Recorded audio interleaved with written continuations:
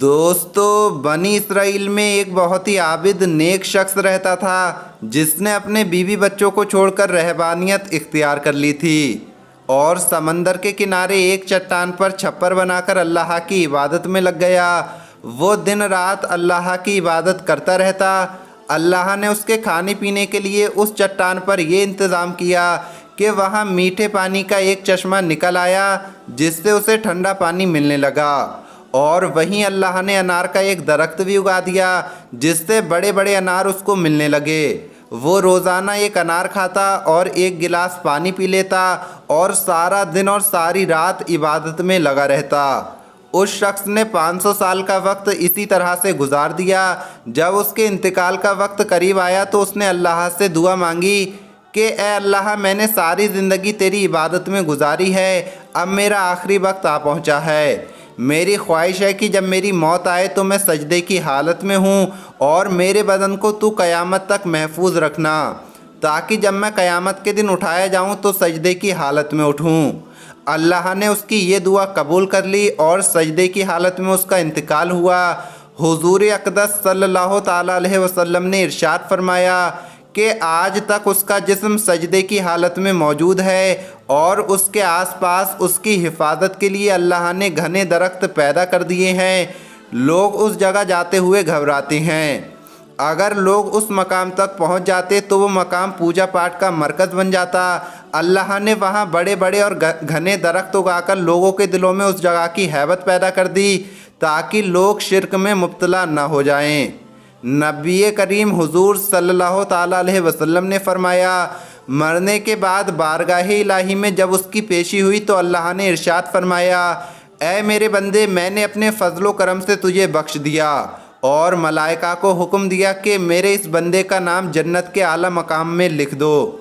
اس آدمی کے دل میں یہ خیال پیدا ہوا کہ میں نے 500 سال تک عبادت کی، بیوی بچوں کو چھوڑ دیا اور ساری دنیا سے بے خبر ہو کر سمندر کے چٹان پر بیٹھ کر عبادت میں لگا رہا، اور آج اللہ فرماتا ہے میں نے تجھے اپنے فضل سے بخش دیا، تو وہ میری عبادت کہاں گئی؟ کم سے کم اللہ پاک میرا دل رکھنے کے لیے ہی یہ کہہ دیتا کہ تیری نمازوں، تیرے روزوں، تیرے ذکر و فکر کی بدولت تجھے بخش دیا، بلکہ اس قدر عبادت کرنے کے باوجود بھی مجھ سے یہ کہا جا رہا ہے میں نے اپنے فضل سے تجھے بخش دیا، گویا کیا میری ساری عبادت بیکار گئیں؟ اللہ پاک جو دلوں میں پیدا ہونے والے خیالوں کو بھی جانتا ہے، اس نے فرشتوں کو حکم دیا کہ بجائے جنت کی طرف لے جانے کے اسے جہنم کی طرف لے جاؤ، لیکن اسے جہنم میں داخل مت کرنا، بلکہ جہنم سے اسے 500 میل کے فاصلے پر رکھو، جہاں پر اس کو جہنم کی آگ کی تپش شدت سے محسوس ہو۔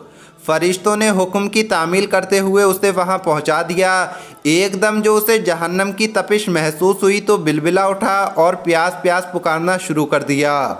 جہنم سے اتنی دوری کے باوجود اسے ایسی پیاس لگی کہ اس کا پورا جسم سوکھ کر کانٹا بن گیا۔ اتنے میں اسے ایک ہاتھ دکھائی دیا جس میں ٹھنڈے پانی کا ایک کٹورا تھا۔ یہ آدمی دوڑا اور کہنے لگا، اے اللہ کے بندے، مجھے پینے کے لیے پانی دے دو، بہت پیاس لگ رہی ہے، پیاس کی شدت نے مجھے بے حال کر دیا ہے۔ وہ ہاتھ پیچھے ہٹ گیا اور آواز آئی، یہ پانی تو تجھے مل جائے گا مگر اس کی قیمت ہے۔ اس نے کہا، کیا قیمت ہے؟ جواب ملا، 500 سال کی عبادت۔ آدمی نے کہا، پھر مجھے پانی پلا دو، میرے پاس 500 سال کی عبادت ہے، اور اپنی عبادت دے کر اس نے ایک کٹورا پانی حاصل کر لیا۔ جب پانی پینے کے بعد کچھ جان میں جان آئی تو اللہ نے فرشتوں سے کہا، اس کو واپس میرے پاس لاؤ۔ فرشتوں نے پھر اسے اللہ کے دربار میں پیش کر دیا۔ اللہ پاک نے فرمایا، اے میرے بندے، اب 500 سال کی عبادت تو نے ایک کٹورے پانی کے بدلے میں دے دی، لیکن دنیا میں تو 500 سال تک جو چشمے کا ٹھنڈا پانی پیتا رہا اس کا حساب دے۔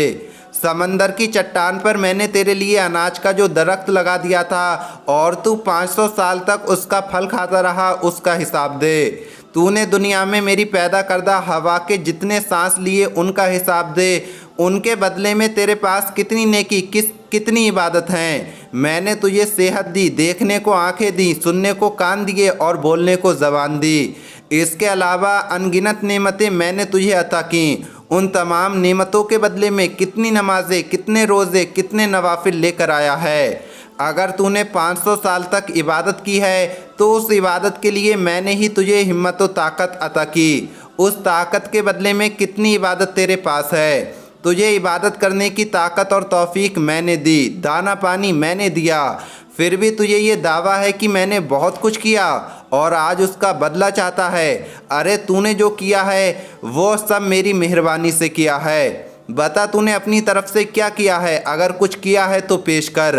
ये सुनकर आबिद कांप गया और लरज़ गया और बारगाह इलाही में कहने लगा, या अल्लाह, बेशक निजात तेरे फजल से होती है, किसी के अमल से नहीं होती। अमल की तो ये कदर व कीमत है कि 500 साल तक इबादत करे और बस एक कटोरा पानी पी ले।